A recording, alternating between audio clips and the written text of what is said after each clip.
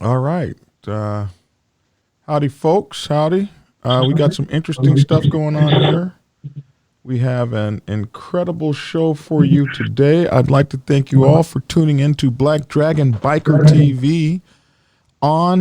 We are restreaming live to Facebook and also on YouTube. And we are streaming with Fast Harleys Only, ATLGA, on YouTube.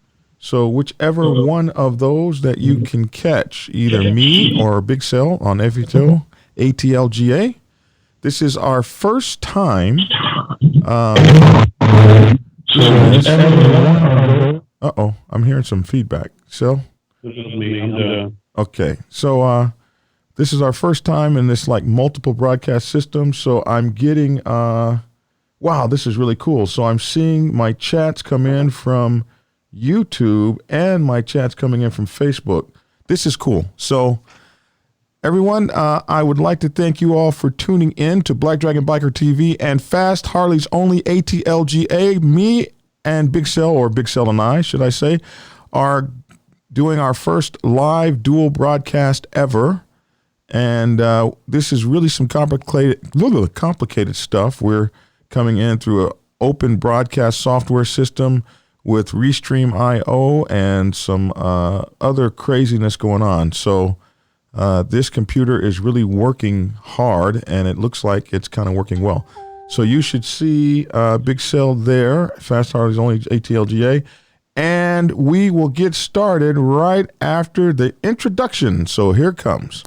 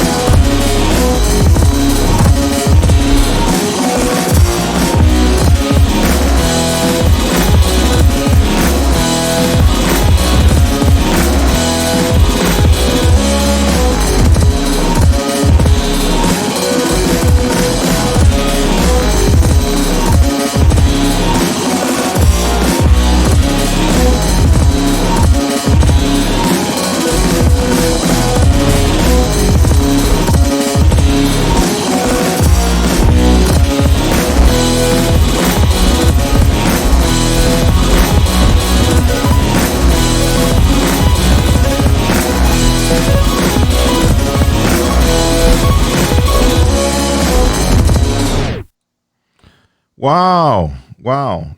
Hey, Big Cell. I didn't hear any of your intro. I saw it, but I didn't hear it. Oh, rats. Oh, I hope they heard it. We are trying to get the technology together, you all. Man, we got the Netherlands on. We got Australia on. We got, people on from all over the world. New York, Lady Ironhead and Ironhead. Good morning to you guys. Man, folks all over the place, man. The Netherlands is on. Richard, we see you, bro. Thanks for tuning in. You guys, we are doing a dual broadcast. This is called a collaboration when you have two entities on. So you guys can either catch me here on Black Dragon Biker TV on Facebook and YouTube, or you can catch FHO ATLGA if you would prefer that one, which I don't know why you would absolutely want to prefer that one, since we're the better one over here. Well, huh? So what do you think? So, so I just got back from, the name of this video is how to prepare yourself how to prepare yourself and what to expect and how to ride across country in the worst winter weather. And, okay, got to put that on Do Not Disturb. And I thought I would pick you because, you are probably the hardest working man in this business in terms of being on a motorcycle cross country. And I have given you a lot of hell over the years about you not being as big time a rider as I am. And I have to say that I got to take some of that back because you are busting your ass on two wheels like nobody's business. So I have to give you mad respect at this point. You have absolutely, looking at your schedule, it's just absolutely crazy. They say when you're it's not easy, but it takes a whole team, as I talk about all the time. Absolutely. So I wanted to talk about, I just got back off of the Coldest run to the Mother Chapter, which is our yearly pilgrimage to the Mother Chapter, and the party there happens to be in February. And that happened because when we were a pop-up club about 46 years ago, we came up on the set, and they did not want to give us a good party date. So they gave us the worst party date of the year, which happened to be in February during rainy season. And we happened to turn rainy season into the first run of the year and became one of the most successful clubs doing our annual. And this year's annual was no surprise. We had thousands of people show up, but because we had that annual going in February, as we spread out our motorcycle club across the country, it turns out that we have to ride back to the Mother Chapter during the worst time of year, which is February, during the worst cold. And since you work on your motorcycle year round, okay, so we're getting this thing that says we're having a real bad echo when you talk, so I think one of us has to mute out, I think. I'm not sure what's going on, but the folks are saying we're having a real bad echo when you talk. So let's try to get that fixed. What I'll do is I'll just turn my mic off whenever. I'm not talking, I'll mute my mic, but maybe, hold on. No, the mute is when you talk. That's what I'm saying. When I talk, it has, when I talk, what about now, ladies? How about that? Just adjust it a little bit. Is that any better, folks? So I wanted to talk to you. I wanted to interview you about and see and actually kind of compare notes and see if you experience the same kinds of things I experience when you're traveling across country in the winter specifically. What do you think? One of the things I'm going to tell you is right now, we're going to get this out the way, is that John, you're getting older. And as we both get older, because I'm experiencing the same things too, getting older. And that's one of the things that, us as riders, we don't, I never really thought about getting older. I never really thought about being 52 years old on a motorcycle riding like 25 or, even not that it even mattered or was an issue. The biggest thing is that, number one, is that, okay, hold up, so hold up. You're echoing bad. The folks are telling me you're echoing badly. They say you got to mute one of your systems. How many systems you got up? It's only one coming to you. The Bluetooth is what I'm talking to you on via Bluetooth. But everything else is muted except my mic. I mean, I have nothing else. Nothing like I got my speakers all the way down. You shouldn't be talking on Bluetooth. We're not on the phone. Yeah, but I'm talking to you through Skype. So that's my Bluetooth, but I mean that's through the board. That's how you hear me. Echo. They're saying echo. Unless you have any volume up in your studio, that may be what it is. Whatever volume you have in your studio, you have to turn it off and listen to me through the headphones. I'm listening to you the headphones. I have no volume in my studio. Yeah, and I have no volume in my studio. Let me see. What are we doing? Echo is horrible. On my YouTube channel, they say we sound hella good on my YouTube channel. They said it's his system. Yeah, tell him again. Tell him FHO, we good over here, everybody. You understand me? We good over here, FHO, man. They said it's your system today. How's that? Is that any better? Man, why are you echoing, Cyril? I don't know, but tell them go to my. If anybody that's watching, just go to my channel just see, because my people are saying that we sound good over here. How are we sounding now, folks? I just adjusted something. LA Cheers, LA Soul Brother Cheers, 7 Carat. Everybody's, I got nothing but thumbs up saying we good on here. She can hear you. She right there. The 7 Carat. I need to get her in the studio too. The 7, we need to have you in the studio. I need to get you over here as soon as possible this week. Because you have some history. And actually, let me say this right now. Let me give her this credit. Before Facebook, YouTube, Instagram, before all of that, 7 Carat, before all that, 7 Carat. If you wanted your party known, it had to go through 7 Carat. She had back then, I don't know what phone system she had. She had a BlackBerry. She had the BlackBerry. Okay. Well, she was the party information. If you wanted to know where a party was or what was going on, you had to have 7 Carat. You had to have her locked and loaded. And she blasted it. I remember her back then charging people $20, $50, whatever, and people would complain back then, etc. 7 Carat, they still complaining now about the same $20, $50, just to let you know. And we way more high tech than what it was that you were doing. But I honestly say she is the she is the founder of this text blast stuff, the text blasting, and what we have today as far as getting the word out there. She actually was before her time. So shout out to my girl 7 Carat. All right, how are we sounding now? How are we sounding now? Can you guys hear me? Again, I have no echo on this end. Folks, how are we sounding now? Great. Okay. Yeah, it was your end, man. Oh, it was? Okay. No, it wasn't. Oh, hell. It was my end. Okay. Yeah. Normally, if you have any other volume up, like, that normally causes it. Hey. I'm still trying to learn how to use this damn stuff. Okay. Dragon is low. Let me bring my volume back up. That's better. All right. We're on.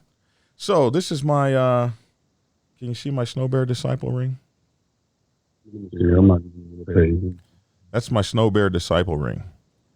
This is the Snow Bear Disciple ring for making our cross-country journey as Snow Bears, brother to the walrus. Yeah. We need to get you one of these rings. But what is it? That's like a real high tarnished silver or something? What is that? No, this is not silver, bro. This is stainless steel or something. I wish I could tell that lie. Yeah, this is silver, a real high polished silver. So, Big Sale, tell me this. Now, you were getting back to the story. Okay, so you're saying I'm getting old, and I am 57 next month. Well, no, we're both. We're both. It's just hands down. You have to understand, man, this cross country is it's almost the same as running a marathon. You know what I'm saying? But except you're doing it on 2 wheels. Right. But you still have to have the same vigorous health. You still have to have the same vigorous attitude. You still have to have the same vigorous mindset. You cannot be in any way, shape, form, or fashion not in shape to ride your motorcycle across country. Period. Me personally, I start next month. My journey, next month, I'm taking my first West Coast trip. My diet started last month. Mm-hmm. My diet, my sleeping, my exercising, getting back healthy. Right now, I have a bad knee. A lot of people don't know my knee has been really killing me lately. But and bad knees bent on a motorcycle for hours on end. Oh, hey, it is what it is. So, yes. but it all has to do with it. One thing I want to tell you is this, and I know we fight back and forth a lot. And when I say fight, we just talk shit back and forth. Is that one thing about this riding, John, is that you cannot do it once a year or twice. You have to do this on a continuous basis. If you, especially a person like you or me, I ride a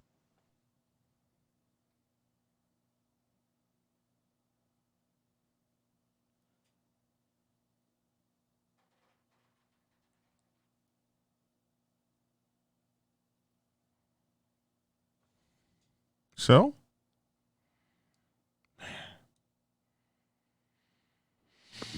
And that's minimum. That's if nothing else, causes me to go back. As of right now. Hold on. We lost you for a second. So say that again. You were saying I ride. You were saying you got to keep riding, and you said I ride, and then you disappeared.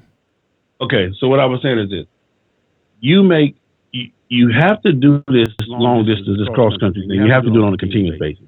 if you, like you used to do on a continuous basis, then you stop, and now you do one ride a year, that's going to hurt you more than you had never done it before. You understand what I'm saying? Because now your mind and everything else is like, hey, boo, we're not off the motorcycle yet? You still riding? You understand what I'm saying? Because it's not used to those long distance rides. Like I was saying, this year I have 3 rides going to the West Coast, and that's scheduled. That's not mentioning if anything else pop up or whatever. So my mind is already programmed for the long distance ride. I don't have the short rides this year. To me are really, I hate short rides, now, because I'm programming my mind, my body, and the whole 9 yards to long ride. So this ride may have been more trying for you, John. Number one, again, we both have gotten older, but number two, you didn't take any longer journeys or on a consistent basis before this, and that's almost worse than never doing it before, per se. Well, absolutely, and also my motorcycle took a beating. So anything that you let sit up. So I basically didn't go on a long ride for almost like maybe a year and a half. I went to I did a 1,000 mile and 24-hour ride to San Antonio. So that was the only big ride that I really did in the last year and a half. So my motorcycle wasn't in shape. And so you have to exercise your motorcycle. What I mean is if you're not running your motorcycle and then you take it and you put it on a long distance trip, I had 3 funny. I put my motorcycle in the shop. First of all, it cost $1,000 freaking dollars. Actually, it was about $3,500 for all the stuff they wanted to do. We cut some of the stuff out, so it was a little bit over $1,000. And then the other stuff I have to still. You went from 3,500 to 1,000? Right, because they wanted to do some major stuff, which we decided the bike would make the run and back, and then we could do the other stuff. Let's stop right there. That's a mistake, John. That is a mistake. You can't cut the mechanic down. So in other words, we're going to keep the fucked up battery. No. We're going to put a new battery in. What we cut was the rotors. I had to have the Victory has these effed up rotors, and I had to do something with those rotors, and they were a lot of money a piece. So, I was like, I ain't even going to be on the brakes all that much. We're going to let that roll. So just fuck the brake. We don't need no brake. We're going downshift. We're going downshift. We're going downshift. So, I'm not saying do as I do. I'm saying do as I say. So, hey, man. We're going downshift, and that's going to be that. So, but it cost me quite a bit of money to make the run, and and the reason it cost that is because the bike had been sitting up for so long, and but that's another issue too, and that's one of the things that I preach on all the time too, is that the riding is the easy part, John. That's easy. The riding is easy. The hard part is having the bike prepared to go. Well, see, you have to prepare the bike to go, and then when you come back, you have to get the bike in preparation. So that's for me now, and I'm just saying for me, that's where the money is spent. The money is spent on preparing to go, and then after you come back to fix your fix going per se. So getting the bike ready, but even though I spent all that money to get the bike ready, when I got out to, oh my God, I guess maybe we were in New Mexico or Arizona or one of them places, we were way out west, I had 3 hoses go out. And those 3 hoses were dry rotted. I mean, I had to fix them with tape, and some guy that was out there had some sort of silicone. He was in the military, and thank you, stranger, kind stranger. This stranger just walked up, opened up his tool bag and started working on my damn bike, him and one of my club brothers. So they basically, I went next door to a tire shop there at the Loves, and they handed me some tubing that was the same size that I needed. So I had one tube that wasn't that size, so we had to repair that tube. So basically they repaired it with, and this is crazy, this tape and this kind of silicone that he had. So he repaired my rotted wires, then he rotted tubes, then he dry rotted tubes, then he wrapped them, he put silicone on it and lit the silicone on fire. And that bike rode better than it had been all the way to California and back home. But it was the dry rot from the bike really sitting. The bike's got to be in physical shape. Your bike has got to be ridden and well oiled and well used in order for it to be roadworthy, just like your body has to be in physical shape. And like you said, you started exercising and dieting, and I started dieting and exercising for that road, because a lot of things that I want to tell people is you got to be in physical shape to ride. And what might blow you away, what you might not understand, is you can ride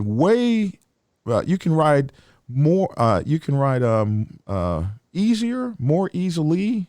I'm not even saying that right. It's easier to ride in the winter than it is in the hot summer. In the winter, you can layer up. In the hot summer, you can not layer down. You can die by being out of physical shape riding on a 113-degree day across the country. But now, see, that's the opposite for me. I like the summer. If you know, last year, I took 40 people from Atlanta that I never rode, 20-some people that I met at the gas station or whatever. But it was over 40 of us that we took from Atlanta to Los Angeles. And we waited, because I explained this to them, hey, the longer we wait, that means we're going to hit the desert at this time. We hit Tucson, coming out of New Mexico. We hit Tucson and Phoenix at the hottest time of the day. Oh, my gosh, yeah. Right around between 5 and 7 p.m., period. In the middle of... Uh-oh. I guess we lost him again for a second. He should come back on. That's interesting.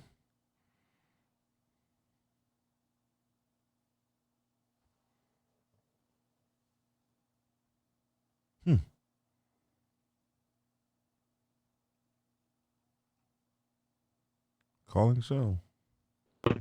Did you? Now, am I back now? Yeah. What happened? Do you know? I don't know. It says your signal cut out. But anyway, okay. I'm back. Now I can see it now. I'm monitoring it now. But anyway, there's a lot of things that you have to do to prepare to take these type of journeys. You have to drink 70 gallons of water before the journey, because you're going to get rid of 50 to 55 gallons. I'm just using these numbers as numbers. Don't go out and try to drink 70 gallons of water. I'm just saying, I'm just using these numbers as numbers. But it takes major preparation.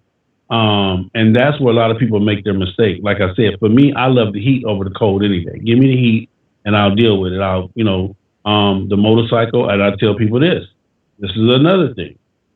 That's why I don't run synthetic oil, because synthetic oil is already super thin.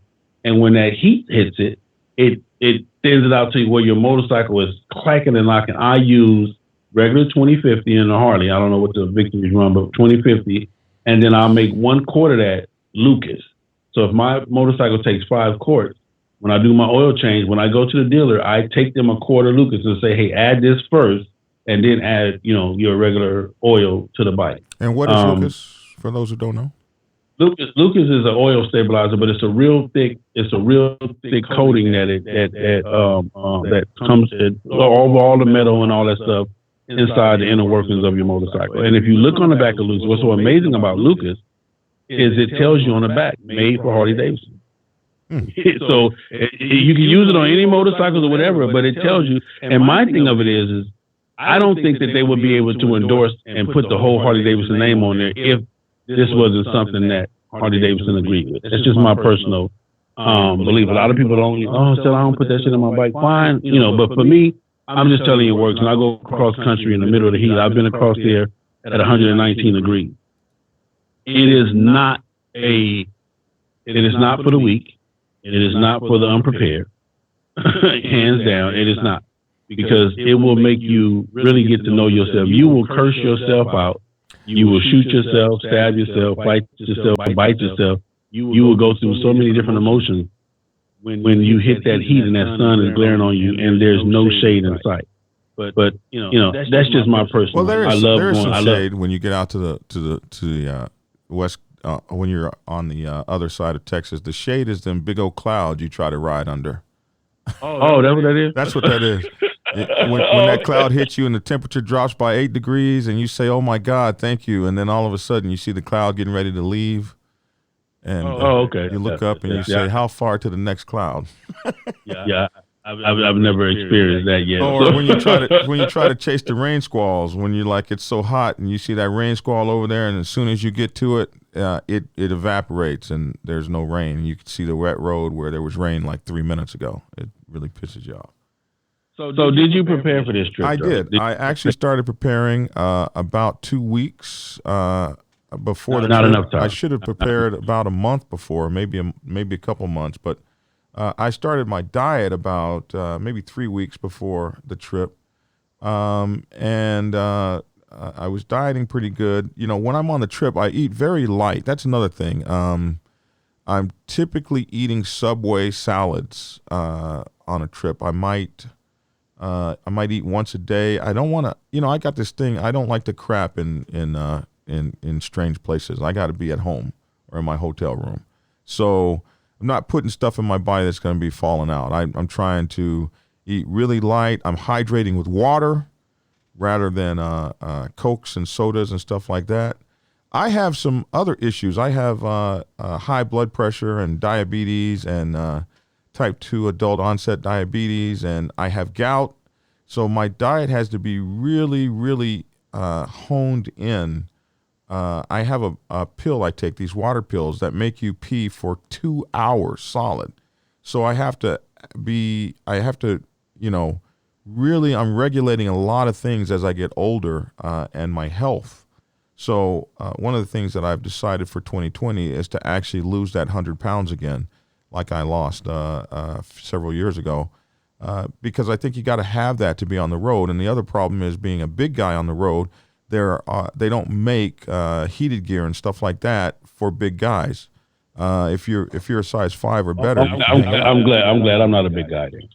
Without that heated gear, it wouldn't be possible. The heated. I don't know how I did it before I even knew what heated gear was. Because I did it before. Yes. And I don't know how, but now, just today, it would not happen. Absolutely. Now, absolutely. I don't know how I did it either. And then the victory comes with heated seats and heated hand grips and an automatically adjustable windshield.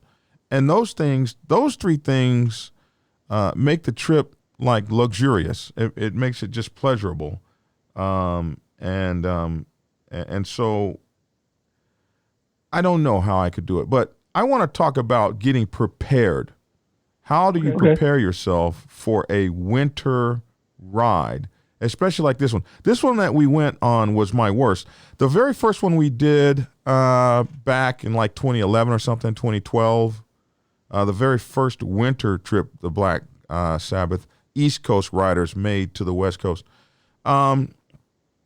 We left in the worst snowstorm that Atlanta had seen in 30 years. But we left right out before it, and we rode in sleet and rain. But we were out of it by the time we got to Albany. This year, it was 5 states of rain going and 5 states of rain and sleet coming home. So this was absolutely the worst. Georgia, Alabama, Mississippi, Louisiana, and Texas. It rained the entire time. And I mean the godforsaken rain, like the skies open up on you. This was the Noah's Ark rain.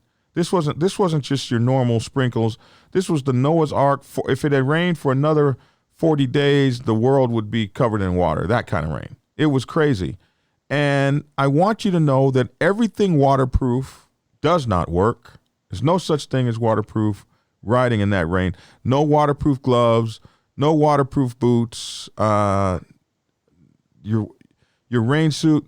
I was using Frog Togs. I will never use Frog Togs again. My nuts were wet, my chest was wet, everything was wet.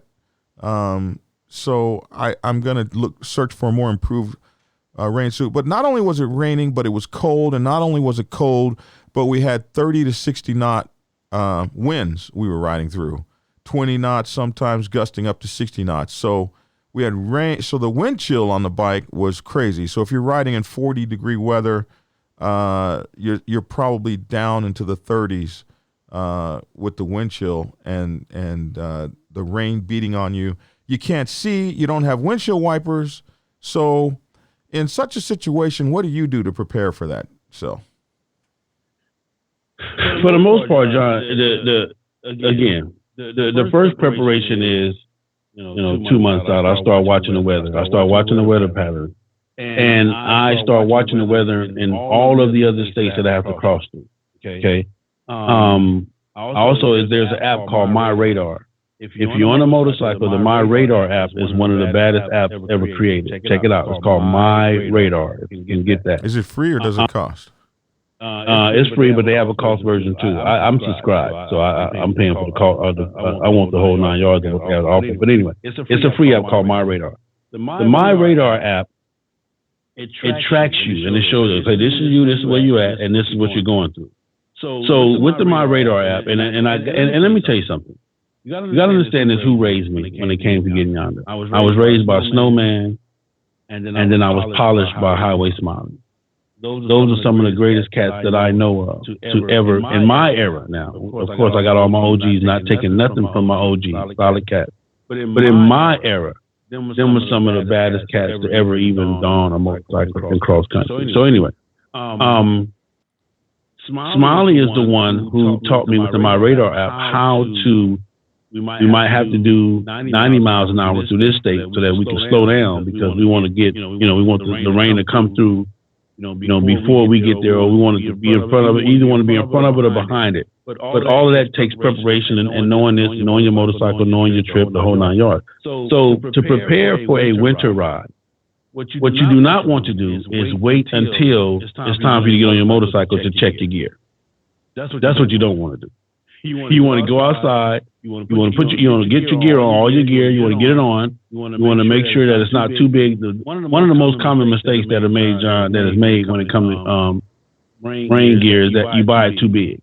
You kind of want it nice and snug because you want it up against your body. You don't want it just too big, because if it's too big, then that means it's a lot of spaces that you give, way to, water to run down. So you kind of want it. You don't want, I'm not telling you to be, skinny jean tight, but you want, you want it nice and, nice and snug. And then you don't wait till the week of the day of your ride. You go out there, you buy your gear, you put everything on as though you get ready to make the ride. Plug it in. If you got plug in, like all of my stuff is plug in. I plug right into the bike. You want to make sure everything works. Your gloves, everything works. And then that way you want to make sure everything fits.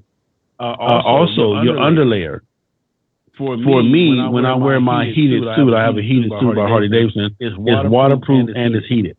For me, the first thing I do is I layer up myself, kind of like with the thermal shirt I got on. I use a real thick thermal shirt by, I forgot the name of the company, and a pair of nice thick thermal pants, and then I use the long socks. I wear knee-high socks to give my legs extra added heat protection, the whole 9 yards. My thighs pretty much can handle that, and then so you put that on. You put that first layer on. You make sure you're comfortable. Make sure you can bend. Go sit on your motorcycle. See how your arms feel. You don't want to be too tight. You don't want to be too compound. You put that on. Then once you're comfortable with that and you can move around in that, then you put your whole gear on and then you go sit on your motorcycle. You see how comfortable it is. You plug it up, make sure everything works. If you got batteries, charge them up, make sure they're working. The whole 9 yards. But the other part of it is this. Understand this. There's no such thing as being comfortable on your motorcycle. I don't care if it's perfect weather, if it's raining, if it's you're just gonna have to be tough enough to deal with it. So being on a bike is being cold. Being on a bike is being hot. Period. It's a mental game, and that's just it. I mean, you can be. You try to make yourself as comfortable, but there's no such thing as being totally 100% comfortable. No, you're fooling yourself if you believe that. If you believe, like John said, that this rain suit gonna keep you dry, then you're fooling yourself. You feel what I'm saying? Now it's made to keep, to repel and to keep you, most of the water off of you. But hey, God that invented the rain, He has a way of finding out how to get into you. So you get to a never point where get you say past to yourself, "Okay, I'm comfortable to ride. I can maintain like this. This that. right here, I can do this That's another what- 8 hours. I'll be okay." and you have to deal with it. It's a mental game. Yeah. Riding long distance, riding in heat, riding in cold, it's all mental. You tell yourself, hey, this is what I'm doing, this is what I have to do. But I'm telling you guys, and I want to say this, all of the greats that you guys may know of or may not know of from past and present, all of us deal with the pain, all of us deal with the heat, all of us deal with being cold. But it's just a mental. It's mental. We deal with it and we push through. That's that. There's the best thing you do is make sure you got the best gear possible. Make sure your gear is comfortable. Make sure your motorcycle is it's in the best shape that it can be. Because I don't care if you got a brand new motorcycle. I don't care what brand of motorcycle you ride. If it's gonna break down, it's gonna break down. Period. Point blank. And that's something you got to prepare for. I always tell folks, add that into the trip, especially if you have an idea that you're riding with a group and you're not going to leave anyone in the group, like, bike clubs and things like that. You got 20 Harleys going, 10 Gold Wings, whatever the case may be. Somebody's motorcycle is going to break down. That's part of it. It's going to break down, and it's going to cost you some hours at the Harley Davidson dealership or whatever. It's going to cost you some time. That's where the brotherhood comes in at right there. When you're on the side of the road, and I'm on the side of the road, not because I didn't prepare or not because my motorcycle's not together, but we're on the side of the road because your motorcycle is fucked up and you didn't prepare. So that's where your brotherhood and the bonds are being made, because the inconvenience, and you guys find a way to make it happen. Let me say this. People always ask me, "Sil, what do I need to get yonder?" And I'm gonna ask your audience this. What is the number one thing that you need to get yonder? And I want you to tell me some of the responses they got, John. And I'm gonna tell if anybody get it, which I doubt they do. Some of my people should know what is the number one thing you get yonder. I did a show on this the other day. There's one thing you need before you even get yonder. It's the most important thing that you need. You know what it is? No. The mental attitude that you can do it, I would imagine. No, that's automatic. But I'll just go and put it out there. I was hoping somebody, if anybody wants to try to. The folks might know. What is the most important thing you need to know before you get yonder? Getting yonder means getting out on that bike. And how many states did you say it took to be a? Yonder is 800 miles or better going one way. 800 miles one way. Sel said this many years ago. So in order to be to get yonder, you got to break the state line, but you got to do more than just break the state line. You need to do 800 miles one way, which you can do all in Texas, by the way, and never break the state line. And I'm gonna explain that. So people will say, so 800. And the reason why I say that is this: 800 miles or better going one way is getting yonder, based on the fact that you cannot do 1,600 miles in 24 hours. A lot of you are bad. You are a bad. We have a 1,500 mile patch. We've had our brothers do 1,500. We had actually, I think 3 or 4 do 1,500. They actually rode 24 hours to do that 1,500 on the way back from Georgia. Okay, Sel, you're gone again. We have to wait for him to come back. Something's gonna come back.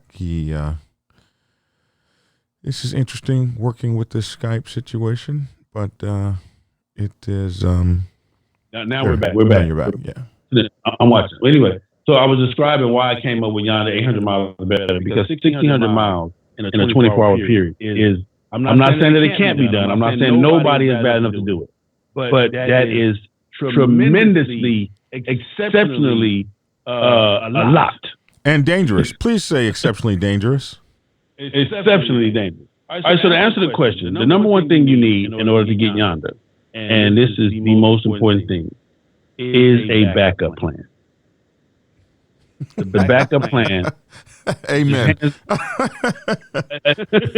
That's the number one thing. Before you leave, you need to have a backup plan. Now, the backup plan can consist of Like with me, my backup plan is I have an emergency credit card with $1,500 on it. So the worst that can happen to me is that my whole motorcycle goes to shit. I get it to the dealership or leave it on the side of the road, and you get me to the nearest airplane or plane, train, or even if I got to do a rental. You understand me? The hell with that bike. Or if I get it to a dealership and they say, hey man, it's gonna be this amount of money to fix it, set it to the side, brother, I'll be back. Or the parts are gonna be 3 days. I might not want to wait 3 days. I might just fly home and then come back, and redo the trip. But that's all part of your plan, right? The backup plan. Period. That's all part of the backup plan. Which is the same thing with an RV. You don't put an RV on the road without $6,000 in the bank, because a tire on that sucker's $500. So same kind of thing. So I like that. The first thing you need to get yonder, which is 800 miles or better, is a backup plan. Okay, got it. Going one way now. Don't say around 800 miles or better going one way. 800 miles going one way. Yes, sir. Hey, maybe you can go to lunch. We can do 800-mile round trip and go to lunch and come on back. Right, roll over to whatever. Yeah, but 800 miles is 800 miles takes most people a day. It takes most people a day to ride 800 miles. So that's what we're saying. That's why we named it 800, because to turn around, do 800. And then turn around and come back with you're a bad man. That's where we got the yonder from. But that's the number one thing, man, is to have a backup plan. To understand that, hey, if this, for whatever reason, if this journey does not continue, I'm able to get back home and just continue life as usual. We've had people that have had to leave their motorcycle at the dealership for 2 weeks and then fly home and then come back and get the motorcycle and ride it back home. We've had people, we've had some shit like with us. If you take a trip with me or my group and they say, hey man, we can get your motorcycle fixed, it'll be 24 hours. Okay, well we might postpone that. We might go get a room and all hang out and see what's in the city. But if they get to talking about, man, it's gonna be 48. We wait on the park. The park gonna be 4 or 5 days. Hey, bro, what are you gonna do? Are you going to the train station or the bus? Because we finna keep going. At that point, we're not leaving you, but we're saying, hey, we're going to keep going because, at that time, you have to be grown enough to make those decisions. And you're not going to hold up the whole trip because it's going to take 4 or 5 days for your motorcycle to get fixed. Like I said, a day, right. We get your bike to the shop Monday morning and they're saying, hey, we can have it by Tuesday afternoon. All right, we can sacrifice that. But we get your bike to the shop Monday morning and they're saying, well, hey, man, we can have it by Friday. Say, brother. Or you can say, hey, well, I'm gonna just stay here and give me a room for a couple of days, and then I'll catch up to you guys later. But again, that's part of the plan B that you have to have. Also, the second most important thing, that's the first most important thing. The second most important thing, John, when it comes to getting yonder, that you must have and you must be prepared to do, is to be able to ride your motorcycle by yourself. To know where you're going, to know where you're going, and to know how to get there by yourself. So you got to be able to depend on you no matter what. No matter what. Because folks can get mad at you. Folks can leave. You be ass out on the side of the road. Whatever. You got to be able to ride your bike. Period. And get you back to where you came from. That's the second most important thing. The backup plan is first. And like you said, being able to ride your motorcycle by yourself, being able to take this journey by yourself. Of course, it's your first time. You wanted to take it with people who knew what they were doing and this and that. But you have to be grown enough to be able to handle this trip by yourself. Because like I said, if for whatever reason we have to continue on, you feel what I'm saying? And then you're just, man, I don't know where I'm going. I don't know what I'm doing. Then that's just not a good thing at all. So those are the number two, one and two things, hands down, before you even start doing anything else. The third thing is at that point is start preparing your body. The third most important is start preparing your body, start preparing yourself to be uncomfortable. All right, baby, come give me a kiss. To be uncomfortable, to be frustrated, to be scared. Yeah. That's another thing. Listen, nighttime riding. You can't see, the rain is dumping hell on you, and the road is misting from the 18-wheelers, and you can't see past them to get past them. And you got an 18-wheeler bearing down on you at 90 because you slowed down to 60 because you couldn't see. So you got to roll back up, and the only thing you can use to see are the stripes on the side of the that you get. That's scary. That you've got to ride through that. You've got to say, I believe in this bike and my riding abilities, and I got to pass that son of a bitch with his misting ass. And riding through that mist is something else, bro. And then you got another guy on the side of you. He's scared. He can't see. You can't see. And you got to push the I believe button, and you got to put on the big boy pants or get off the highway. Those are the two choices you have. So I think, like I said, at the end of the day, all of the greats have been scared. All of us have questioned, what the fuck are we doing?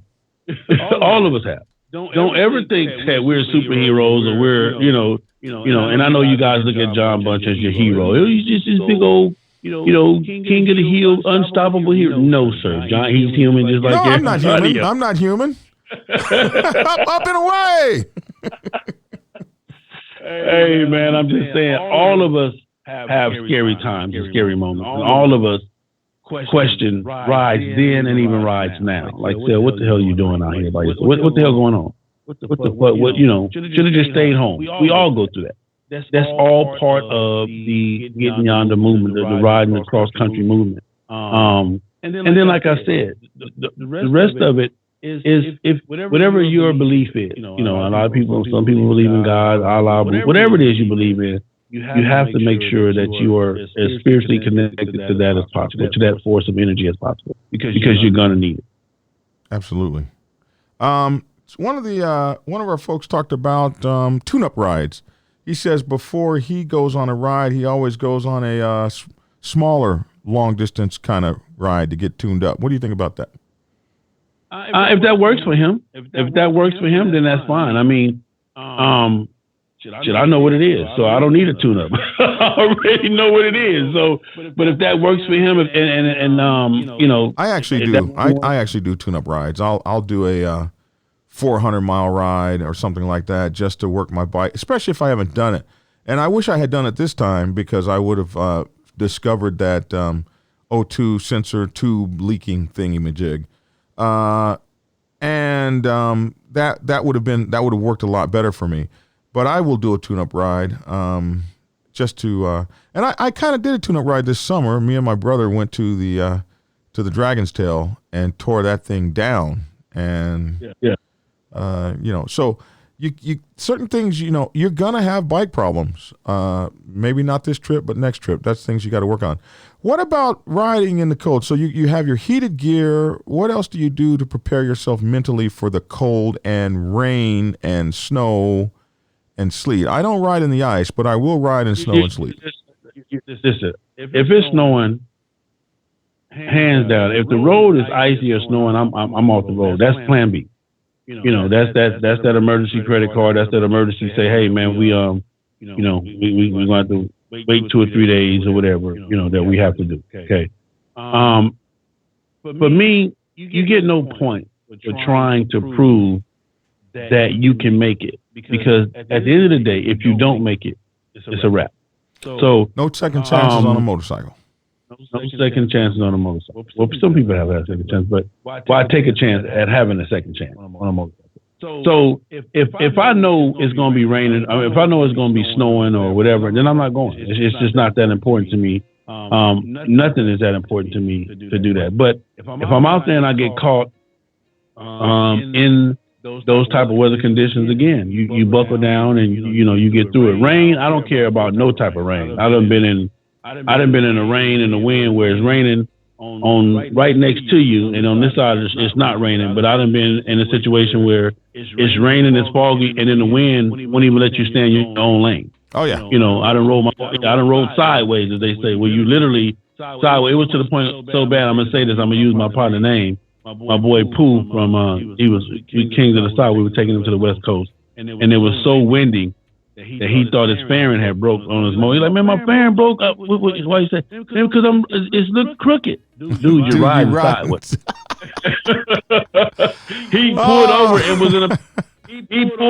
was in a panic attack. Because he didn't realize he was riding sideways. He didn't realize he was riding sideways. Yeah.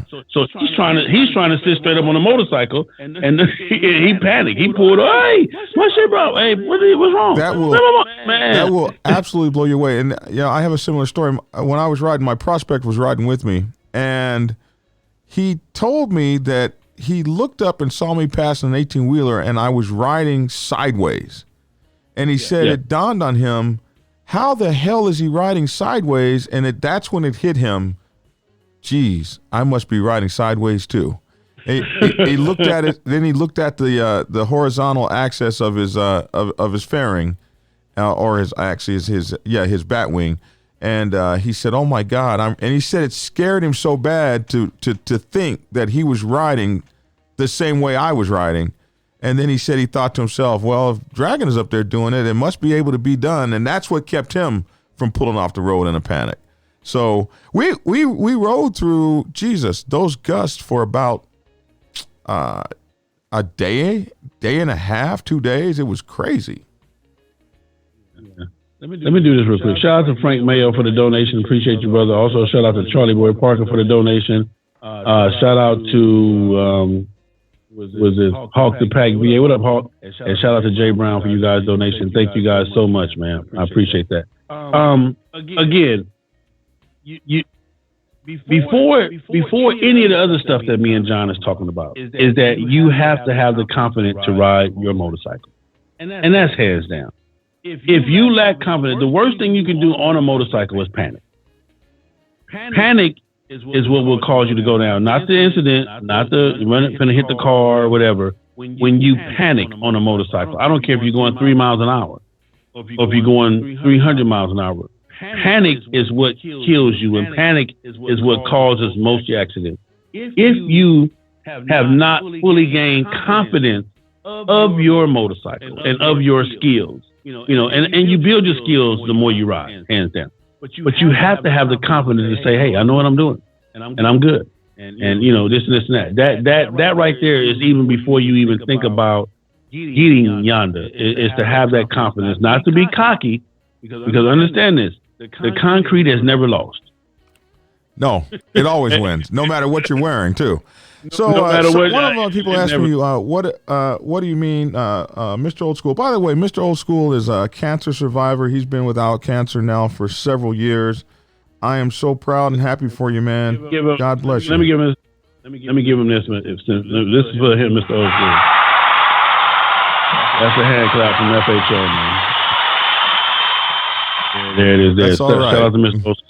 So he is asking, what do you mean when you say riding sideways? So basically, when you're riding, your motorcycle will tilt like a sail in the wind, and you will have to tilt your motorcycle to you won't be actually riding straight up. You'll be leaning over, kind of sideways. I can't really do it in the camera here, but you'll actually be leaning over, and you'll lean over more and more and more. The more the wind blows. I've been like in those passes in San Diego as you're coming off the mountains on the 8, you'll hit one of those bridges and the wind will hit you so hard it'll drop you over 2 lanes. It'll move you. Change lanes. You'll change lanes, and you actually got to lean into that wind to stand straight up, or you can't stand straight up. So that's what we mean by riding sideways, which is a lot of fun. Put it like this: if 12 o'clock is straight up. I've been in winds where I had to ride my motorcycle damn near at 2 o'clock. Right. At 2, not 12. I'm sorry. At 12, the number 12 on the clock is straight up. I've been in the winds where I had to ride at 2. Between one and 2, that's how far leaning my bike was, and I'm going straight, but I'm riding at that angle. So got some folks on here. Mr. Old School, appreciate you. Kyle Sharp, Ironhead, Merlin. We got a whole bunch of great folks. My brother's on, Reaper's on, my blood brother is on, and also Squeak, my club brother. Several of my club brothers. It's really cool to have y'all all on here. What's happening, everybody? What's happening, everybody? Good to say hello to everybody. Thank you all so much for tuning in. So, What's the most scared you've been on on a ride cross country? What's the thing that scared you the most? Coming probably about 2 years ago, 3 years ago, I tell this story all the time. I was in the West Coast. I rode to the West Coast, And at the time, boss, a partner of mine, boss out of North Carolina, got killed. And so I cut my trip short in California because I wanted to make his funeral. But it was already said, I'm looking at the radar, I'm looking at the weather, and it was already said, it was going to be high winds, treacherous rain, the whole 9 yards. And I'm saying, okay, Sal, we can do it. You good. You got your confidence straight. And, it is what it is. So I take off from California, do good, come all the way down. I hit the 10. I get on 10, breeze through Arizona, breeze through New Mexico, and I hit Texas. I get on 20. On 10 is not that bad, but when the 20, I pick up 20, and I'm on 20. And now that I'm in the middle, not at the bottom or the top, I'm in the middle. That's where the weather was treacherous at. So right around, somewhere around Sweetwater, Texas. It is so bad. I'm talking about diesels are turned over. I'm passing people, and people are looking at me like, "Are you fucking nuts?" And I'm scared. I'm not telling you no lie. I'm scared, but I'm holding on, death grip on the handlebars. My focus is on praying and taking my time. I'm crawling. I'm down to maybe 25 miles, but I'm keeping pushing. 25, 30 miles, I may get up to 40 sometimes, but I'm in between, but I'm pushing along. For me, that's all I needed, just to keep going. And eventually, because right on the other side of Tyler, Texas, I'm done. All I got to do is get to Tyler, Texas. All I got to do is get to, Louisiana for the most part, and I can pick it back up. So anyway, it's raining, and at this time, this is my first experience with a sandstorm. What they call it? I forgot. It's called when it's raining and a sandstorm. They mix. Okay. I've never heard of such a thing. Yeah. Well, it happens. A rain sandstorm. Wow. And it's mixing. So you're riding through a mud storm, basically. Basically, but it's not enough. It's not enough dirt to cause it to be mud, but it's up under the water. On top of the water, you got water, but at the bottom, it's the sand. Wow. So you're not even on, you're not even on gravel. So in this particular situation, the police. No. So we're riding. It's pouring down. So the police, one get in front of me, highway patrol or state trooper, one get in front, one get behind, and they pull me off the freeway. They say, "Dude, you cannot continue on this motorcycle. It's not going to happen. We're shutting down the road for the most part. And we're shutting your ass down now."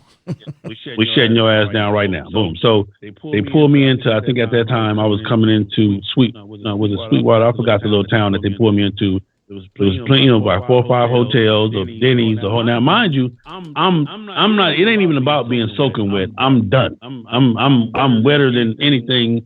Period. So they pulled me off the road, tell me that. I said, okay, cool. I go to the exit. Boom. I go to Denny's. Inside of Denny's, they literally have to bring me the mop bucket and towels and everything and put around where I'm sitting because I'm dripping water. It's unbelievable. So while I'm sitting in Denny's, I order my food. I'm talking to my dad like, "Hey, Dad." Dad said, "Hey, son, the weather's real bad. You might want to call it a day." I'm like, "Oh, Dad, whatever." I'm being a little bit at this point, being a little bit hard headed. While I'm in Denny's, guess what happened? It stopped raining. Mm-hmm. Oh shit! I got action. I throw my stuff back on, run out of Denny's, and get on the freeway. 5 minutes down the highway. 5 miles down the highway. I'm back into the same shit that I just got pulled over on. But fuck it, I'm here now. I'm not stopping. I'm gonna keep going. Well, every time I hit a puddle, John, the bike it wobbles. Boom, I hit a puddle, it wobbles. I hold on, it wobbles. Get out of the puddle, boom, good. Hit a puddle, it wobbles. So I'm coming up on the side of this car. And I hit this puddle, John, and my bike hits their car. Blam! So now at this time, I'm looking straight forward like I did. That wasn't me. You understand what I'm saying? So the people are looking at me like, "Oh my goodness!" My bike literally glides into their whole the left side of their car. I'm in the left lane. Glide right. I hit their car. Blam! And if it wasn't for their car being there, I either would have went off the freeway or whatever. So it was all divine. But anyway. I hit their car, boom, I straighten back up, and I keep going. They're honking, hey, boom, boom, boom, boom, boom. Well, they done call 911 because I'm not stopping. I'm trying to just hope that they keep going or get off the freeway and just let me keep going or whatever. I'm fine. The motorcycle is all right. Boom. It was a nice little, wham bam. Ain't no real big deal. Ain't nothing is broke. Nothing is dented. No. So they must have called 911. And guess who comes and back? The same police officer that already grounded me. And when he sees me, he says, "You know what? I see right now we got us a complete asshole. You're some type of motorcycle hero, dude, whatever it is." So he gives me this whole speech. He said, "I tell you what, you got two choices. Either you're going to go get a room, or you're going to come with me, and I got plenty of room. Got a nice room." Well, I don't want your rooms. So he literally turns the lights on, and they escort me to Sweetwater, Texas. Yeah. To a hotel. Yeah. They escort me to Sweetwater, Texas, 20 miles up the road to a hotel, and they pull into the hotel, and they tell the hotel people, "Listen, I want this motorcycle to block this door, your doorway, as much as least as he can. But if this motorcycle leaves," gave her a card with his number, "you call me immediately because this dude is going to jail. Period. If he gets on this motorcycle and leaves, your whole, and if I find out you guys did not call me, then you're going to jail." Wow. So he said, "I want him in." Is that a room right there? Right. Well, I'm talking about. I'm literally at the front counter. My room is next door to the front counter. That's his room. Put him right there, and boom. Now, mind you, they're not paying for it. I'm already on a limited budget. So I'm saying, well, how much? So the lady that heard all this. So I'm saying, okay, fine. The room is $179 a night. That's right. That's right. And you know why that is, don't you? Yeah, because I'm stuck. No. Because they got that oil stuff going on over there. So between El Paso and Dallas, if you get caught in anywhere in there and you got to get a hotel room, you could be paying $300 or $400 a night, just because of that oil boom stuff. So I'm in the hotel. I'm mad. But I'm stuck. And I'm talking about literally the staff is almost like coming, "Mr. Tillman, you all right?" "Oh, yeah, I'm good." "Oh, okay." So he done got everybody in the hotel scared. I can't leave. My bike is literally, people got to go around, coming out the hotel. You got to go around my bike to get out the front door. And that's what he wanted. So it is what it is. So now 1 day goes by, 2 days go by, the rain not letting up, it's not stopping. So now I'm at $179 a night. I guess I done got as much sleep as I'm gonna get. I'm mad. Of course, I done blew the funeral. At this point, I want to get out this hotel because either I'm gonna have to write a bad check or I'm gonna be in jail for fraud. Whichever one comes first, because it's all bad. So, money is this and that. The family is checking on me. So everybody's good. So finally, on the third day, the maintenance man comes and says, "Hey, bro, the weather's letting up. If you're going to get your ass out of here, this is going to be the day you're going to do it. This staff here is the weekend staff or whatever it is, and they don't know about your situation. They want you to go move the bike." And I said, "They want me to move the bike?" He said, "Yeah." He said, "Oh, I'm already hearing what he's saying.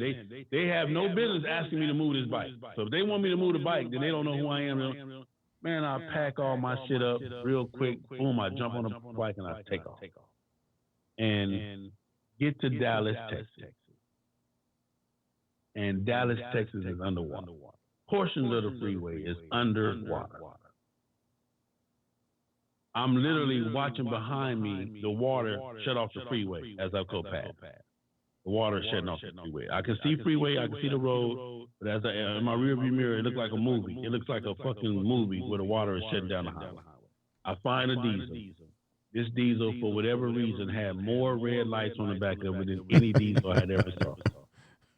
I lock in on those red lights, and literally, John, people are pulling up on the side of me.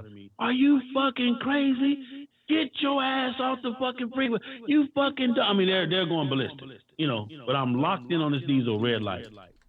And it was a white 18-wheeler with super bright red lights on the back of it. I'm locked in.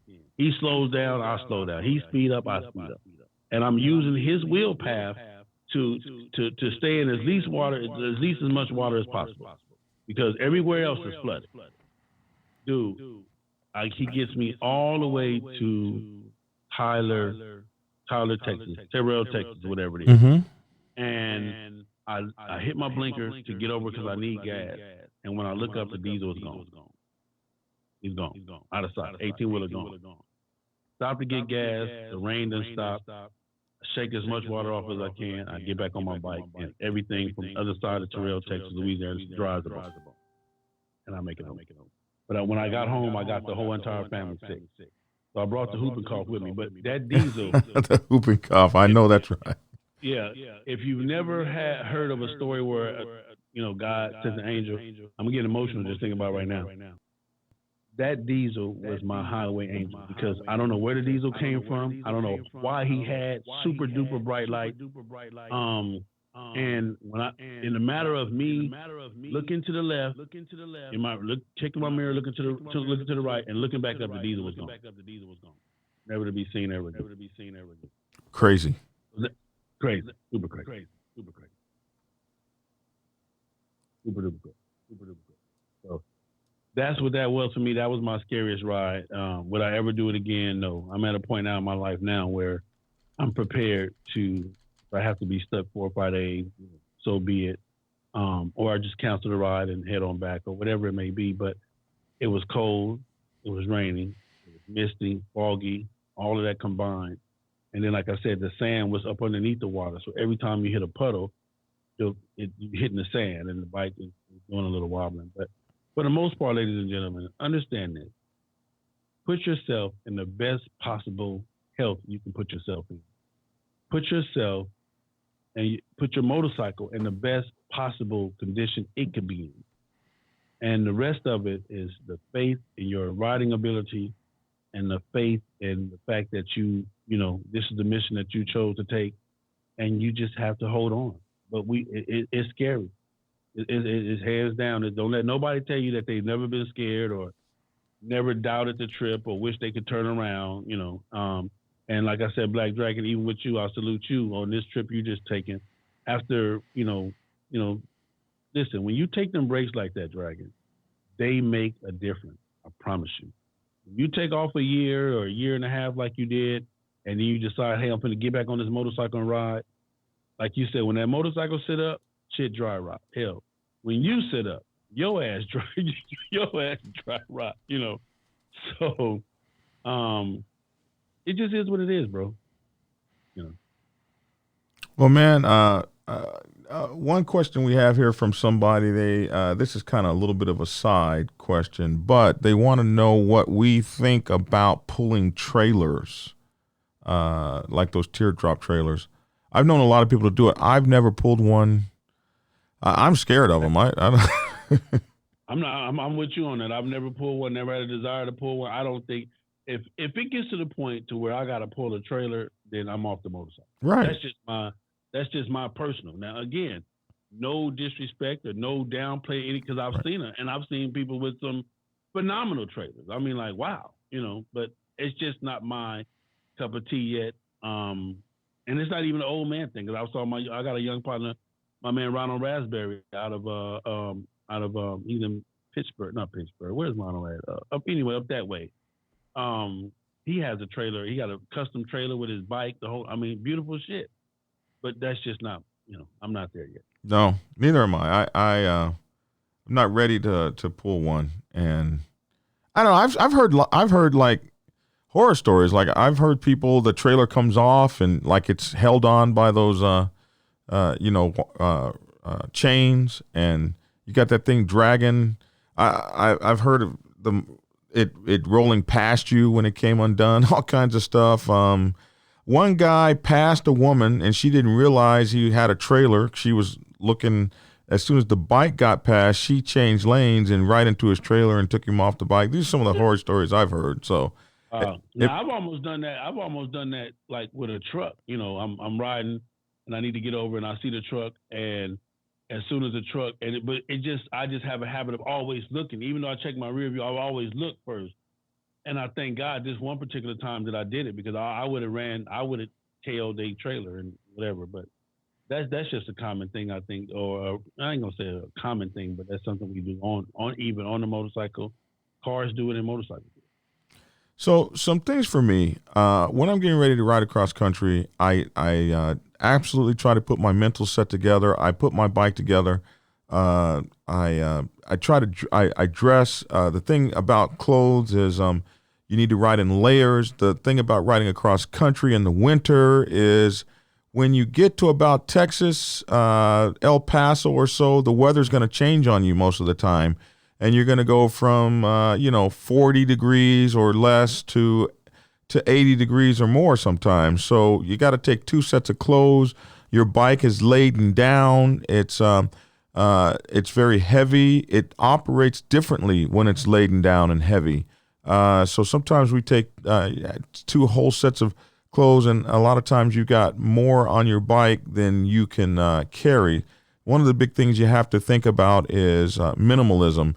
You can buy things like underwear and socks and stuff like that. You need to leave the room for the big stuff that you got to switch out because you're not going to ride in all that gear in 80-degree weather as much as you think you want to. If you dressed for 35 and it now it's 80, you got to come out that stuff. So you got to have room for it to go on your bike, which means some of the stuff you might not want to take, like your laptop and all your accoutrements that you're used to having. You need other things. You need tools on your bike. You need a tire kit, maybe. A lot of things you can do if you're going with brothers is you can split up stuff. Like you carry the air compressor and I'll carry the tire changing tool kit or whatever the case may be. There's a lot of talk by some people about gas mileage. One of the things I learned on this trip is riding with different kinds of people that have different ideas, even though we're in the same club. For instance, I'm older, so I found out on this trip that I don't desire to ride to exhaustion anymore. Some guy, so like I'm semi-retired, so I don't have to be back to work Monday morning. I used to have to be back to work Monday. So I had to party all Saturday night and get on that damn highway, not rested Sunday, and try to ride this gargantuan tour back to Atlanta across 2,500 miles of roadway. I don't have to do that anymore. I don't want to do it. I've got the patch for that. I don't need to do it. So even when I had done the trip a few times, I was like, wait a minute, man. Let me take enough days off to be able to take a trip. I tell people it probably takes 3 days to get across country. If you're really busting ass, you can do it in 2. I'm not busting ass like that with you, so I want 3 days. If it takes me 4, I'm not mad at myself. So I tell people plan for a 9-day, 10-day trip. If you do it in 7 days, outstanding. It's automatically, it's 3 to get there, 4 to enjoy, 3 to get back home. I mean, that's the standard. Now, again, if we're on some, squeezing shit in type shit, then I understand that. But the average West Coast trip is a 10-day trip. I tell them, plan for 10 days. Yeah. Yeah. 3 days to get there, 4 days to enjoy being there, and then 3 days to get home. Period. And so if you're not, but I've done it. I've done it where, okay, I got to get back to work, so I'm going to ride just for the annual. I get there Friday, Saturday. If you really want to be rested, you're talking about leaving the annual before 12 a.m. Well, the freaks don't come out until 12 a.m. So the freaks come out at night, but not till 12 a.m. They left that out the song. So that's the thing too, though. Listen, and let me say this to all of the people. I'm gonna say this, John, on your podcast, to all of the people that understand it. When we come from out of town, we don't care to make everything that you guys got going on because we got to ride back home. So right. You guys get us out of town. You get us 2,000 miles away from home, and say, "Oh man, we over here." Listen, man. Say, I don't give a fuck about that. I'm asleep. Listen, do your thing. I'm good. I saw you. I'm here. I made the trip. Now, because y'all party hard when people come into town. And then, okay, see y'all later. Wait a minute now. I got to go, that way. So for me, this is how I work. For example, I'm coming up to the end of this month. We're leaving on Monday. Our expected arrival is Wednesday. Thursday, Friday, Saturday, Sunday. Sunday, you off the bike, you rest up all day, you packing the bike, you getting your rest, you're doing your thing. Monday morning, we Monday, Tuesday, Wednesday, we back home. So from Monday to that following Wednesday is the time that we got for this trip. Now, coming home, we might can cut it into 2 days, but it's not no rush. And like Dragon said, if I need an extra day, then fuck it, we got an extra day because I always plan for that. That's just how I plan. Now, sometimes I have left here. For example, I left Arizona on Monday and was in my driveway Tuesday at 10 o'clock that night. So, I did a straight cannonball, run type of thing. And, it was just what I wanted to do. Is I was feeling good, let me get it done. Plus, again, funds was a little low. I ain't got time to be stopping at your expensive hotels to get no sleep. On that particular trip, I slept at the rest area. Right. Stuff like that. Amen.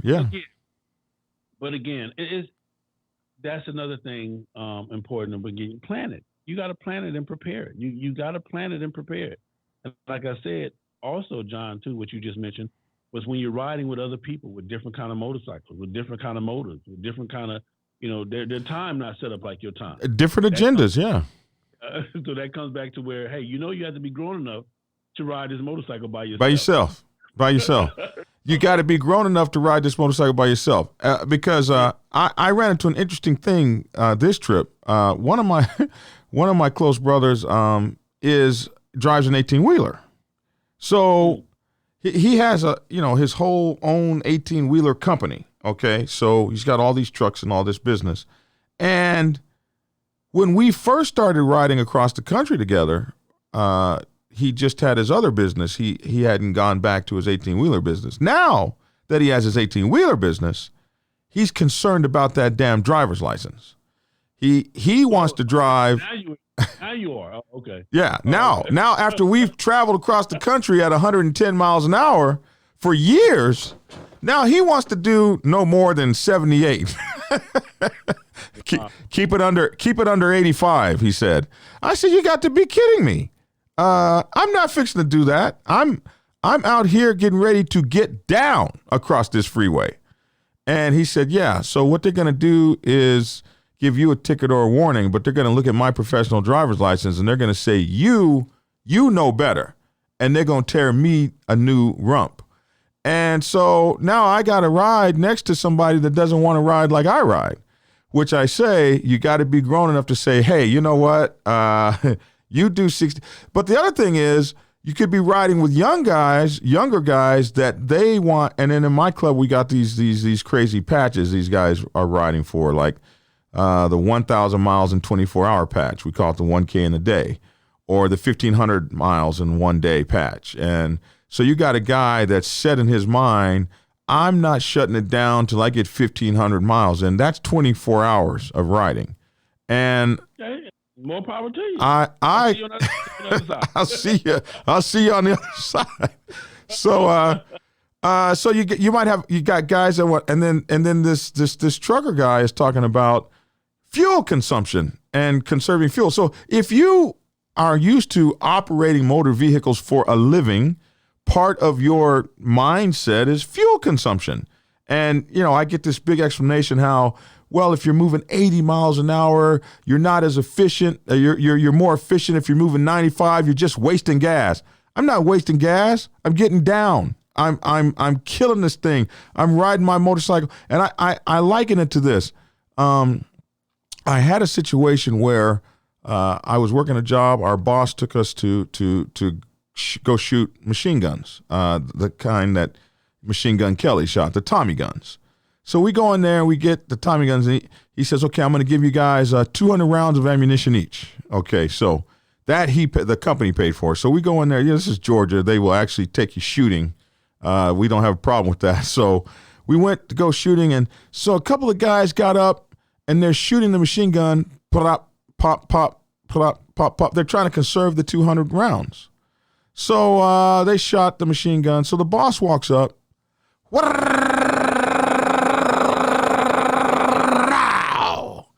200 rounds gone just like that. I looked at him. I said, you just wasted all your ammunition. He said, look here, man. I get to shoot a machine gun once a year. I want to feel the machine gun. I can pop off rounds all day long. In the backyard. In the backyard. But to get a full 200 rounds of a machine gun, I'm going to enjoy the hell of that. I ride my motorcycle. So conversely, I ride my motorcycle across country a couple times a year. I'm not riding 4 or 5 times, maybe twice across the country a year. Not like you. You're probably riding 4 or 5 times now a year. So I'm riding my motorcycle across country a couple times a year. 3 at the very most, mostly 2, 1 to 2 times. And I want to feel that sucker. I want to shoot that machine gun, man. I want to feel it. So I don't want to ride next to your fuel conserving ass. If you don't have enough money for the fuel, what the hell are you doing out here? So listen, I tell everybody, we're doing 180 miles. I mean, we're doing 180 miles per tank. If your motorcycle can't do that, then this may be the wrong trip for you. But we're doing 180. You know, anywhere between, 170, 180 is where our average stop at. Now, on my motorcycle, I'm riding on with cruise control. Once I get to my set, boom, let the cruise control done, and it's going to do its thing. If you got one of the motorcycles where you got to stop every 140, every 150, then that's just a miserable trip for me. Miserable. But if I accept the trip, I'm with you. I'm with you. Because we done talked about this before. But don't pull up, hey, son, I'm going to California with you. Okay, boom. And we pull up and I'm saying, okay, dude, we're going to be on the bike for 2 hours at a time? What? Huh? So we're going to be on the bike as long as it gets done, player. So we have a fix for that, Sil, and that is you need that 2-gallon gas tank on the back of your motorcycle. I don't mind pulling over on the side of the road and filling you. That's way quicker than stopping every 100 miles at a quick trip, which takes 10 minutes to get in and out of at the least. So if you can't roll those miles with us, if you got that 100-mile gas tank, we need to have that 2-gallon gas can on the back of your bike so we can fill you on the side of the road. I've never done a gas can. I've never traveled with a gas can, never had one, never never needed one, thank God. I've been scared of running out of gas, but didn't do it. But I've never done that. My thing is this, man, is that, and that's one of the things I preach about. People always say, you always talk about Harley. Well, the reason why I say that is because that's what I have, and I know what it can and cannot do. You understand what I'm saying? So I know when we ride together, I know you don't have to tell me when you need gas because I already know. You don't have to tell, hey, tell him just trust me. All you have to do is if you ride with Sale, just trust me, I got you. As long as you give me the truth about what your motorcycle can do, and I tell everybody this, John, this is a real big thing. Before you get yonder, run out of gas on your motorcycle so that you'll know. Explain exactly how that works. It is the question you have to ask yourself is how many miles will my motorcycle go on a tank of gas? And the only way to know that is set your odometer at 0 and put a pint of gas on your bike in a glass container and run your motorcycle out of gas. That'll let you know how fast you can go. I mean, how far you can go. But now it's a little different. If you're riding 100 miles an hour, you need to take about 40 miles off that number. So if you normally get... This is what I tell people. From the time your light come on, you need to know how many miles you can get when that light come on. When that low light come on, and you're spending, on a Harley, just say 30 miles. You don't have 30 miles, player. You got 17 miles. Right. Especially if you're running hard. If you're running hard. If you're running hard, that's what you got. But my thing of it is, you have to know that. If you don't have a gas, a digital thing, when your hand get low, you need to know, okay, well, when it get right here, I know I have a solid 20 miles. Yeah. Yeah. So you need to know these things, and you need to do this in the city. Like I said, and this is something where you can set that, get you a gas can, and put it on the bike or whatever, and then do that, what you have to do, and then fill it up, because you need to know that. You need to know what out of gas look like. Don't assume that, it's on low and I got another. No, okay. You need to know, okay, no, when it get right here, you know how back in the day, John, a lot of y'all youngsters might not know about this, but back in the day, we would put 250 in the gas tank, and we knew exactly, how far we can get and back home. Where we going? Oh, we're going 113th and so on. Shit, that's only $1.75. That's right. We didn't say 75 cents. We had to put the whole 250. You no, understand me? But, exactly. But you have to know that, ladies and gentlemen. You have to know what your bike out of gas looks like. period, point blank. Don't assume or don't just go by the gauge that it looks low or whatever. Running out of gas so that okay, this is out of gas. This is what it looks like out of gas. And from there, you're good to go. I want to thank Jay Brown for that donation. Appreciate you, Mr. Brown. But at the end of the day, ladies and gentlemen, again, even the greats, they're cold. Even the greats, they're hot. I don't care what kind of equipment, what kind of suit, what kind of plug-in, whatever it is that you have, God and the elements will prevail. Amen. You just have to have the mentality of the lion or whatever it is you need to have to say, hey, this is what I'm doing. And you just have to get it done because, John, I'm pretty sure even on this trip, there were a lot of times you question, like, man, what the fuck am I doing at 52? At 57, yeah.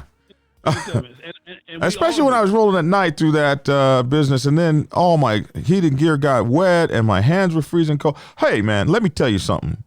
If your hands are freezing cold and your heated gear is gone, this is what you do. You go buy those $2 gloves. You buy those $2 gloves with the coating on them. You put them on. You stretch your fingers as wide as you can stretch them, and you have the clerk tie a plastic bag on your hands. And no more wet hands. It's beautiful. And if you have heated hand grips like I do, it's heaven. Even if you don't do that, stop and get you a pair of those rubber gloves. Or get you a box of those rubber gloves. Grab the gloves that the ones that the police put on when they when they get when they get ready to search you. I don't know why I use the police connotation. Y'all forgive me. But keep you about 5 or 10 pair of those on your bike because you can wrap those up, and that's the key. You get you about 5 or 10 pair and put them inside of one glove and just throw it in your saddlebag. That's another thing to do. To always understand this: your hands may feel wet, but they won't be wet, and that's the key. Is that to not to get them wet because when they're wet and that wind is hitting them, that shit gonna chill your bones and it's gonna be horrible. And if you don't have your hands, you can't operate your motorcycle. For me, hands and toes. You need hands and toes. So you can be cold everywhere else, but if you don't have your hands, it's rough. Now somebody else talked about Imodium. Imodium, I guess Imodium AD is your best friend on long trips. What is Imodium? Whatever it is, I'm not fucking with it. But I do know that my brothers were taking a lot of oh my goodness, Advils or stuff like that. Whatever that stuff is that stops you from. I'm not a medication guy. I don't do that, but a lot of my friends were doing that. They were eating Advils or something like that to keep them from being sore when they rode. So I have seen guys do that. I don't do that. I don't do the medication on the high. I don't do medication on my motorcycle. I don't do it at home, let alone on my motorcycle, period. Again, it's just a mental thing. Understand this, ladies and gentlemen. That's why you have great riders. You have riders. And whatever rider you are, there's nothing wrong with that. Whatever category you in, own that category and enjoy it and embrace it and level up if you can.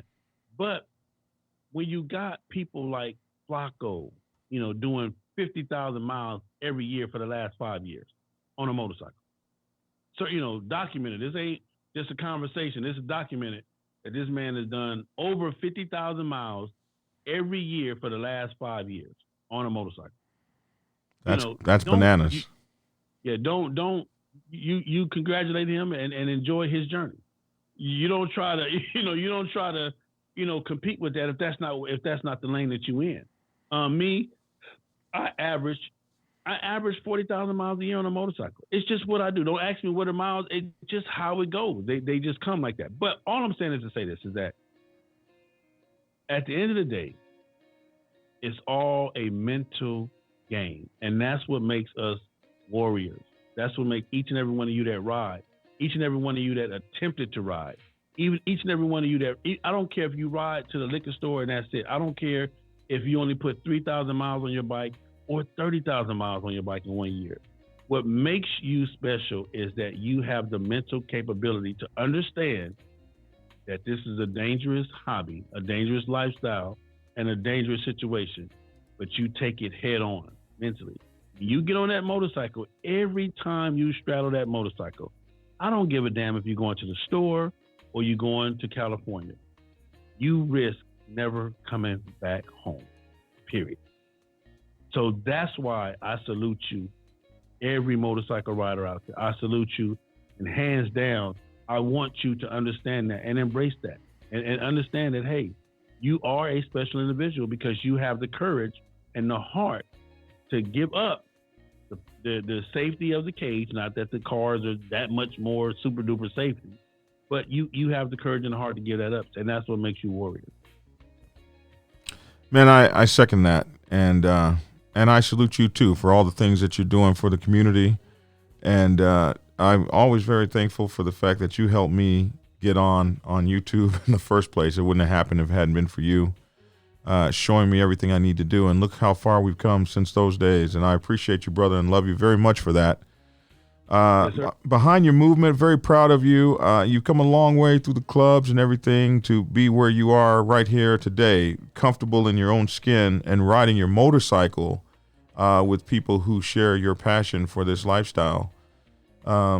This is a weird one. Everybody I see, I was dealing with some police the other day, and the guy told me, I used to ride motorcycles until I began working this job. You hear it all, bucket donors, organ donors, this, that, and the other. We have picked a hell of a sport to be involved in, a hell of a thing to love, but it is what we do. And if you're going to be getting yonder, which Big Cell is defined as 800 miles, which takes most people about a day to get away from the crib and out there on that road. And there's so much, man.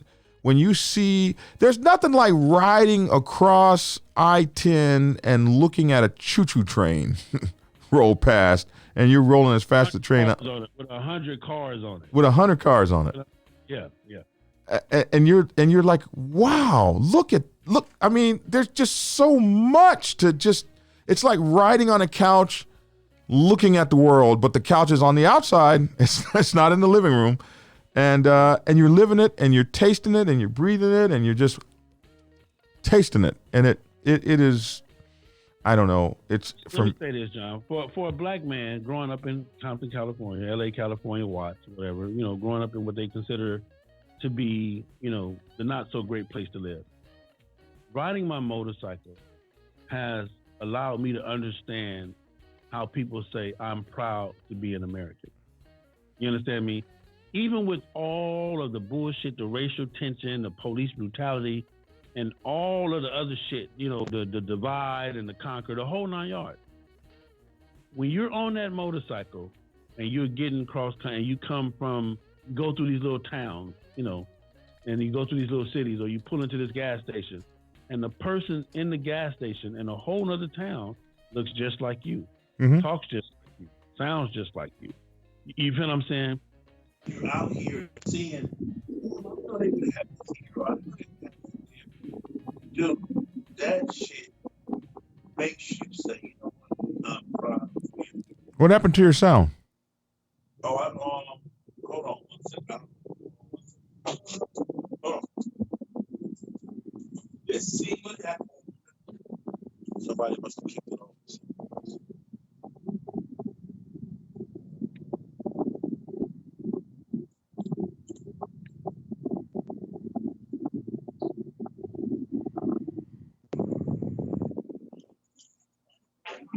Is that it right there? We back on? We're back on. Are we back on the sound? Yeah, your sound's off. Something. I mean, I hear you, but it's. Okay, hold on. Anyway, must be time to end. Shit. What about now, John? No, it's the microphone's not on. I hear you, but the microphone's not on. Technology. I don't know what happened. It's just it should be on there now. Let me see something. Yeah, it's on there. Who knows? On the board. Hold on. What about now? Is it still there now? It's still at the same level. It's not. The microphone's gone. I hear you now just from the phone speakers. Oh, I just lost you altogether. Okay, you're back now. Well, I don't know where the sound went to. Hey, I don't know. It's not, 'cause I'm on the board. The board Well, is my showing. folks say they hear you good, so just keep talking. But anyway, that that has made me understand what that is. The same problem we have. Um, and it just works. Well, I think we've probably been on a long time. Somebody said, "What do you think about bikers in tents that carry tents?" I mean, I'm for all that stuff. If you're carrying a tent, I've never carried a tent. I've always just slept out. If I get out on the road and something happens, I just go to sleep on the road. So that's really cool for me. But I would carry a tent. When I was younger, now I'm old. I'm going to a damn hotel. So as I've gotten older, sleeping out on the ground and stuff, I might sleep out on the ground one night or at a rest stop one night just to get the nostalgia of it. But other than that, I'm taking my ass to a 5-star hotel somewhere where I can lay up in the jacuzzi. And that's another thing I do now that I didn't do before. I rest. Like I say, I have diabetes and stuff, and I high blood pressure. I have a certain pill that makes me pee for 2 hours straight. You can't just pull over the motorcycle every 15 minutes and pee. So I like to ride, get to the rest stop, get to my hotel. I like to ride sun up. For me, I like to ride sun up to sundown now. Sun up to sundown is good enough for me. 5 in the morning till, if it rest, sit in the jacuzzi, sit in the sauna, chill out, have a good damn time. That's what I'm doing. I'm enjoying my trip. That's fun for me. So I don't want to do anything else. I don't want to. For me, this is a vacation. This is getting my mind ready to have fun. I'm enjoying myself. I'm winding down. That's what motorcycle riding is for me now. So that's what I feel about that. But I don't have a problem with tents and all that kind of stuff. You got to be comfortable. What's ever comfortable for you. And you got to carry what you bring. So if you can bring it and you can carry it and you can keep up with the pack with all that shit on your bike, then come on, get some. You still there, Cell? I see you. Yeah, I'm still here. Can you hear me? Yeah, I hear you now. Yeah, I'm just trying to why it cut out like that. I don't know. Yeah, it's back now. Am I back? Are you back on the blue? But you're not back on the board though. Yeah, I hear you like I was. Okay. Yeah, Well, you're back on the board. But my people don't hear it because it's not on the board. Ah, You're not coming to the board. So anyway, you can hear me like up to my face. But anyway, again, I don't know what happened, ladies and gentlemen, but I hope this show helped someone. right. And I hope you guys were able to take from it what you needed to take. And I just want to thank everybody that dropped a donation on my behalf. Jay Brown again, I think that was the last one. And again, it's been my pleasure, John. We need to do this more often. Man, I'm just so thankful to have you on the show, man. And thank you so much for hanging out with us for a little while. We've been meaning to do this for a long time. So now that I have the right kind of technology, once we get this technology down where we're able to run this a little better, but we've come leaps and bounds from the first time when we used to sit in my house next to each other on that bench with the cell phone up. And I want to thank everybody for watching us grow and helping us grow with the donations and just supporting the movement. And again, a lot of people try to put us against each other or make us challenging. Listen, it is what it is. Love who you love, like who you like, watch who you watch. But just take motorcycling to whatever level you want to take it to. So whatever it is that you need to do to get it there, man, that is the most important thing. Period, point blank, hands down. So to all of my people, I love you. To everybody that's watching Black Dragon, continue to support him, continue to do his thing. Again, I'm on FHO Atlanta G on YouTube, and for all of my people, here's his Black Dragon. Let me put it back up. Here's his Black Dragon Biker TV. So make sure you support either one or both of them at the same time. And it is what it is, brother. Again, thank you for the opportunity. let's try to do this once a week or so. And see I think that'd be cool. Yeah, there it is, there, man. I love you guys, and it is what it is, man. So, don't forget to check out my interview I did with Outkast too yesterday. I did a hell of an interview with them. For those of you guys that didn't see it, I did an interview with Outkast. Go to my page and check it out. It was a powerful interview, very impactful. So, and just thank them for that, the Outkast Nation, for allowing that to happen. So it was awesome. So, again, John, congratulations on that interview, bro. That was outstanding. Yeah. Thank you very much. Love you guys, man. Enjoy your day. And to my people, just hold on. We're gonna close this thing out right. Love you, John. Love you too, Sel. Take care, bro. Well, my friends, that was a wonderful interview with Big Sel from Fast Harleys Only, ATLGA. Fast Harleys Only, ATLGA. It was just great. You know, Big Sel got me started in this game on YouTube. He was the one that showed me how to use YouTube and how it worked and all that kind of stuff. And I'm just so very thankful to him for that. And holy moly. Listen, my books are up here. Prospects Bible, Sergeant at Arms Bible, Public Relations Officer's Bible, and the Prospects Bible for Women's Motorcycle Clubs. So you can get it up there. Put my hand out here. At blackdragonsgear.com, or on Amazon or Kindle. So those are all the ways you can get my book. For those who want to know, President's Bible is shortly coming. I've worked out a lot of troubles. It's, I know, over a year past due, but it's almost here now. So anyway, I just want to thank you guys all. Thanks for tuning in. Thanks for the donations. This is my first time streaming on cross platforms. I am on Facebook right now and YouTube, and I might even be on my own personal YouTube as well. Let me see. I'm on YouTube and Facebook, and I might even be on my own personal Facebook page. So this is an interesting platform, and it worked okay for the first time. So please continue to bear with me as I get the technology in order.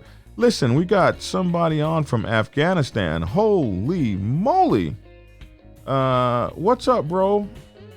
Keep yourself safe out there in Afghanistan.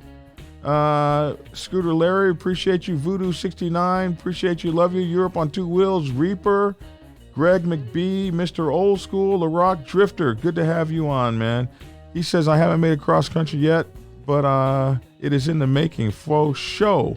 You got to get out there and do it, man. CJ Jinx, Smiling Scotsman, got just all these great people. Jeff Summersby, good to see you, man, over there in Oz. Appreciate you, loving you so much. Smiling Scotsman, I think we said that. John Brown, Day Da HD. Oh my goodness, just so many folks. Retro, good to see you on here. Dave F, Smiling Scotsman. We got the Warrior Princess on. Man, Warrior Princess, that's really cool. She rides hard, she says, and rides in the rain. She does the whole thing. We got Snake Charmer, Europe on Two Wheels. You guys got to check out Europe on Two Wheels YouTube channel. They're new to the game, but the Snake Charmer is not new to riding. He's riding all over Europe, and he's invited me to come with him, and that might be really, really cool. He says I got to ride a Harley, though. Good enough. So listen, I'll ride that Harley. I ain't got no problem with that. So anyway, we got this new technology. We're able to do new things, and this just comes from you guys' support for helping me support my channel. I'm trying to make it better and better for you. Thanks so much. That's my 2 cents. Please leave your 2 cents in the comments section below. I'm Black Dragon from Black Dragon Biker TV on Facebook, YouTube, and Instagram TV. Do check out our podcast, The Dragon's Lair Motorcycle Chaos, and do check out our online news magazine at bikerliberty.com. Warrior Princess, love you. Warrior Princess Ride or Die. What the? That is a name. Okay, you got to hold that shit down. Anyway, that's my 2 cents, people. Thanks for tuning in, and get skinny.